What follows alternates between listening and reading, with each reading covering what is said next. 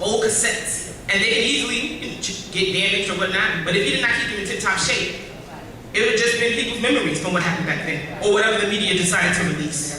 So Loudmouth was based, from Rev's perspective, even though there was a director, Josh Alexander, he did a great job, and there were some things that we thought about with him. But as far as control, because Rev owned those archives, we could help control our narrative and control his narrative because of ownership. So what you do, everything that you do, everybody on this panel, whatever you do, save what you do. Control your own content. Because somebody else will always have, there's so many shooters in this room, everybody has a phone, everybody will have a video. People will leave out this panel with different perspectives of what happened here. But if you have your perspective and you have that content and you own it, then you can control your narrative. So always remember that. My voice matters, my narrative, the future, all of this is not just garbage. Also remember what you post. Everything that you post is saved in the cloud, even if you delete it. Sorry, but it's true. So if you want to run for office eventually, if you want to go become a huge investment banker, if you want to become a media mogul, what you do now matters in the future. So remember that. The cloud matters, the internet matters, and we don't control any social media platform. So while you're posting away all that you want to do, save something for yourself. I want to piggyback on what Ashley Sharpton said. I want to give a shout out to the National NAACP, being the chairman of the Georgia State NAACP State Conference of the Armed Services and Veteran Affairs.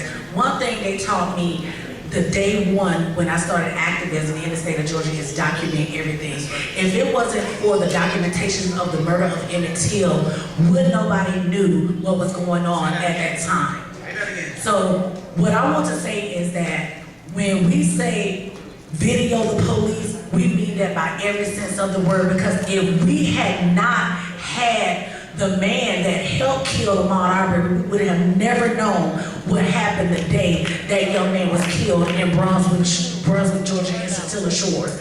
If it was not for people recording the murder, the blatant murder of George Floyd, we would have not got a conviction for all the police officers that were in murdering our brother, the late George Floyd. If it was not for the body cams of Breonna Taylor's murder, we would not have gotten what we've gotten so far in that case of a murder of a black woman in her home. So it's always important to sit here and document everything, because history has shown that if we do not do that, they will control the narrative. No matter what it looks like, white supremacy have a way to turn things around, like they did Trayvon Martin the day he was murdered. So we've got to be mindful of what we put on social media.